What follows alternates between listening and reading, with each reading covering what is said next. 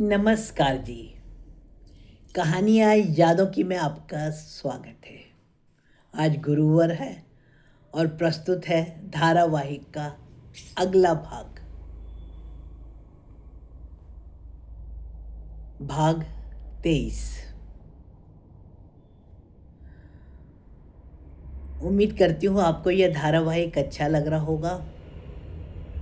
यदि कोई धारावाहिक का भाग छूट भी गया है तो डिस्क्रिप्शन बॉक्स में मैंने लिंक दे रखा है और अभी तक जितने पात्र इस धारावाहिक में आए हैं उनका परिचय भी डिस्क्रिप्शन बॉक्स में ही मिल जाएगा।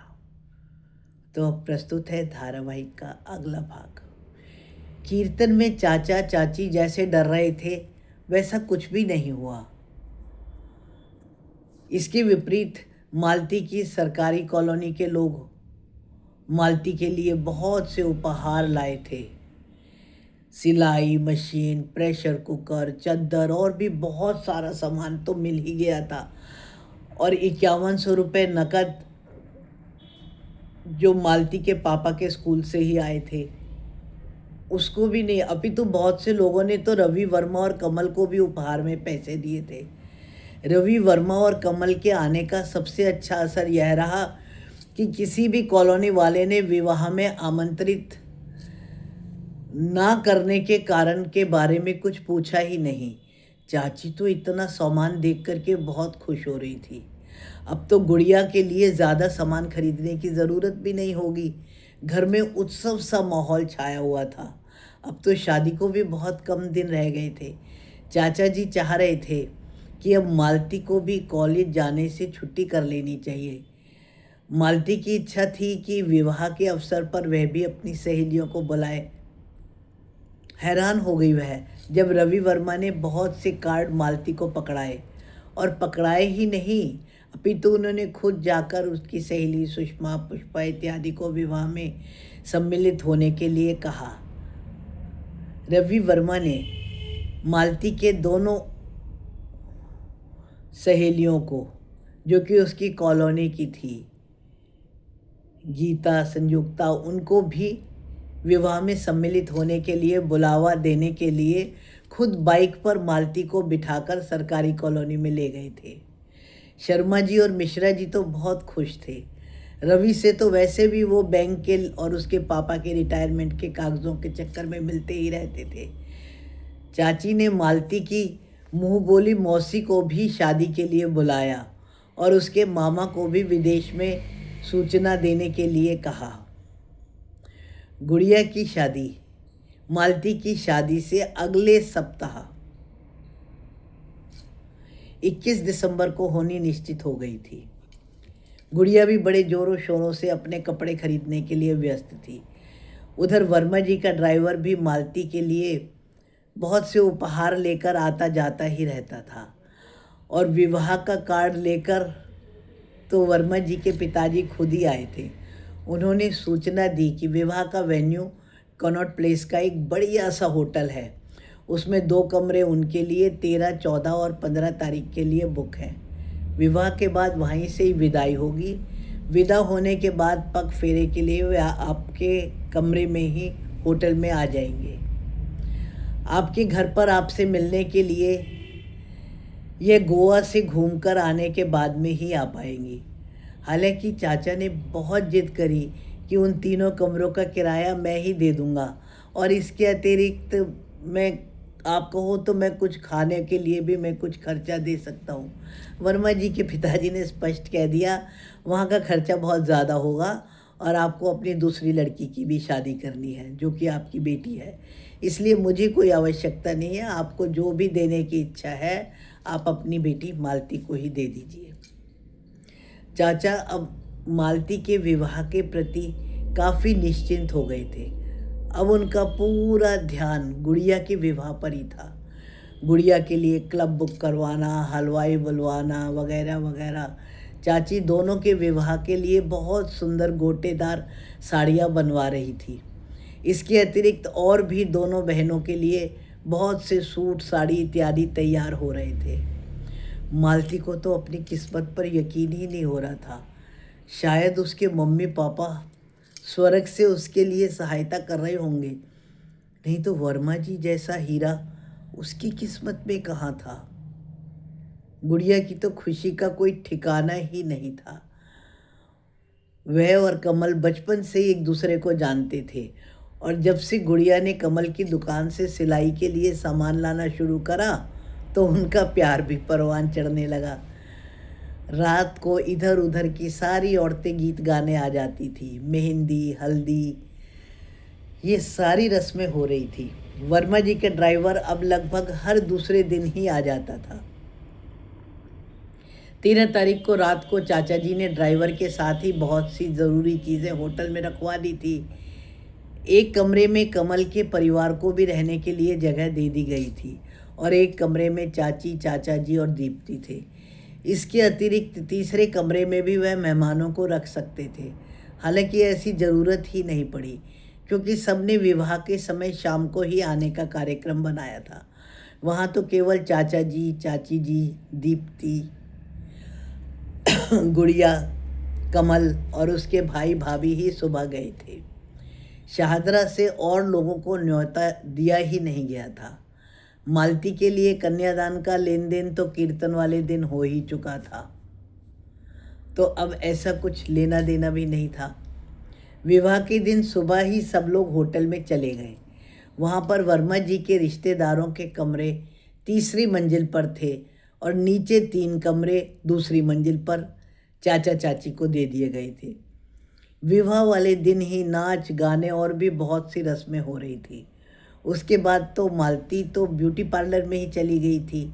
शाम को जहाँ पर बारात का आयोजन था वो तो बिल्कुल ही अलग था। रुचि ने रेवती को बताया कि वर्मा जी का पूरा परिवार बहुत शौकीन था। जहाँ पर उनका आयोजन हुआ था उस जगह स्विमिंग पूल को एक तालाब की शक्ल दे दी गई थी। वहाँ पर 7 घड़े सिर पर रखकर नाचने वाली कलाकार बुलवाई गई थी। गांव के जैसे ही वहाँ पर रेहड़ी इत्यादि वगैरह रखे गए। यहाँ तक कि वेटर भी गांव की थीम के ही कपड़े पहने हुए थे। पापा के सारे दोस्त और मम्मी के कॉलेज की सहेलियाँ। ऐसा आयोजन शायद सबने पहली बार ही देखा था। केवल खाने के व्यंजन ही नहीं, अपितु ड्रिंक्स का भी पूरा इंतज़ाम था। वास्तव में मालती शादी में एक अप्सरा सी लग रही थी। सब लोग उसकी बहुत तारीफ कर रहे थे, लेकिन उत्साह में पापा के दोस्तों ने ही नहीं, अपितु पापा ने भी ड्रिंक कुछ ज़्यादा ही ले ली थी। हालांकि चाची चाचा को यह आयोजन सही होते हुए भी अच्छा नहीं लग रहा था कुछ, पर वो क्या कर सकते थे। फेरों की रस्म के लिए स्विमिंग पूल के पास ही एक हवन वेदी बनवा दी गई थी। फेरे के बाद विदा होकर मालती होटल के चाचा चाची के कमरे तक आ गई थी। उसके बाद वो कब आएगी घर, इसके लिए कोई निश्चित कार्यक्रम नहीं था। रुचि ने रेवती को बताया कि विवाह के बाद पापा ने मम्मी को अपने कमरे तक जाने के लिए पूरी सीढ़ियों को फूलों से सजवाया था। कमरे में भी केवल कैंडल लाइट ही थी। उस शादी में फूल वाले का तो बहुत ही ज़्यादा बिल था। पूरी शादी में मन खोलकर खर्च किया गया था। पापा को बहुत ज़्यादा ड्रिंक और स्मोक करने की आदत थी। उसके बाद मालती जी शाहदरा वाले घर केवल उसके शिमला घूमने के लिए ही सामान लाने गई थी। बस उसी दिन थोड़ी बहुत रस्मों के बाद वे दूसरे दिन ही शिमला के लिए निकल गई थी। हालांकि मम्मी की बहुत इच्छा थी कि वह 21 तारीख को दीप्ति मौसी की शादी के बाद ही कहीं जाए, परंतु पापा ने कभी किसी की सुनी है? नहीं, वो अपने प्रोग्राम में कोई भी दखल पसंद नहीं करते थे। पापा शिमला से आए ही दीप्ति की शादी के बाद थे। मम्मी दीप्ति मौसी की शादी में नहीं जा पाई थी। हालांकि गुड़िया इंतज़ार करती रही कि मालती कब आएगी, परंतु वो नहीं ही जा पाई। बहुत बड़े होटल, वहाँ की वादियाँ, बर्फ़, घुड़सवारी, यह सब मालती ने जीवन में पहली बार ही देखा था। वह खूबसूरत नई दुनिया बहुत लुभावनी थी। वहाँ रवि वर्मा के व्यवहार के सिवा सब कुछ बहुत अच्छा था। रवि वर्मा को किसी की सुनने की आदत नहीं थी, बस जो कह दिया सो कह दिया। मन ऐसा था कि हर समय बदलता ही रहता था। रवि वर्मा के मन के साथ सामंजस्य बिठाना मम्मी को बहुत कठिन जान पड़ रहा था, जो कि पापा की वहाँ तो हर बात मान लेती थी और वहाँ तो कुछ समय के लिए ही कॉलेज में पापा दिखते थे, पर अब हर समय का साथ मम्मी उनके मूड के साथ बदल नहीं पा रही थी। लेकिन उनका ख्याल था कि वो एक दिन पापा को अच्छे से समझ जाएंगी और सब अच्छा हो जाएगा। वह सब समय बहुत अच्छा बीत रहा था, लेकिन मम्मी को गुड़िया की शादी में जाने की इच्छा और कॉलेज में छुट्टियां करना बहुत दुखदाई सा लग रहा था। मम्मी चाहती थी कि रवि वर्मा अपनी शराब और सिगरेट की आदत भले ही ना भी छोड़े तो कम से कम तो कर ले, लेकिन इसके विपरीत रवि वर्मा तो मम्मी को ही शराब पीने के लिए कहते थे। वह मन के बहुत अच्छे थे, लेकिन उनका ज़िद्दी स्वभाव कई बार मालती को परेशानी में डाल देता था। वहाँ से ही मालती ने दीप्ति, चाचा चाची और घर में सबके लिए बहुत से उपहार खरीदे थे। 28 तारीख इतवार को वो लोग करोल बाग वापस पहुंच गए थे। मालती जी को घर वापस आते हुए बहुत अच्छा महसूस हो रहा था। वास्तव में उनकी तो दुनिया ही बदल चुकी थी, लेकिन इतने दिन साथ रहने के बावजूद भी पापा के साथ उनका रिश्ता सिर्फ यही था कि जो वर्मा जी कहेंगे वही मालती मानेगी। उससे अलग मालती कुछ नहीं कर सकती। उन्हें गुड़िया की शादी में शामिल होने की बहुत इच्छा थी, लेकिन वर्मा जी को ये सब फिजूल की बातें लगती थी। वर्मा जी बहुत ख्याल रखने वाले अच्छे पति तो थे, लेकिन उनका मूड कितनी जल्दी बदल जाता था और जब वो बहुत क्रोधित होते थे ना, तो सच में मालती डर जाती थी। वो बेहद ज़िद्दी स्वभाव के थे। वो मम्मी को कुछ भी खरीदने से पर मना नहीं करते थे। मम्मी ने सबके लिए बहुत से उपहार भी लिए थे। बस अपनी आदत के अनुसार मम्मी जब सासू माँ के लिए भी शॉल ले रही थी तो उन्होंने थोड़ा सा मोल भाव करने की कोशिश की, तो पापा ने दुकान पर ही उनकी बेइज्जती करते हुए कहा, ये तुम्हारी यमुना पार की कोई घटिया दुकान नहीं है, तुम यहाँ के सबसे बड़े शोरूम में आई हुई हो, यहाँ तो हर चीज़ का एक ही दाम होता है। इस तरह से सबके सामने कई बार मम्मी उपहास का कारण भी बनी थी, लेकिन पापा को इस बात से कोई लेना देना नहीं था।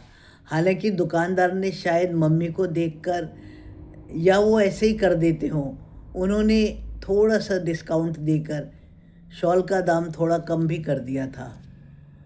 गुड़िया के लिए भी उसने बहुत सुंदर शॉल लिया था। ऐसे ही उसने चाचा चाची और अपने ससुर के लिए भी शॉल दुशाले खरीदे। घर में सजाने के लिए कुछ लकड़ी का सामान भी खरीद लिया, लेकिन रवि ना तो कोई राय देता था और ना ही उससे कुछ लेने से कभी रोक रहा था।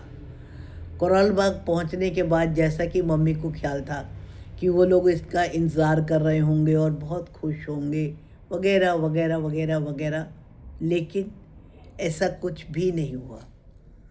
रवि वर्मा के मम्मी पापा एक पार्टी में जाने के लिए तैयार हो रहे थे।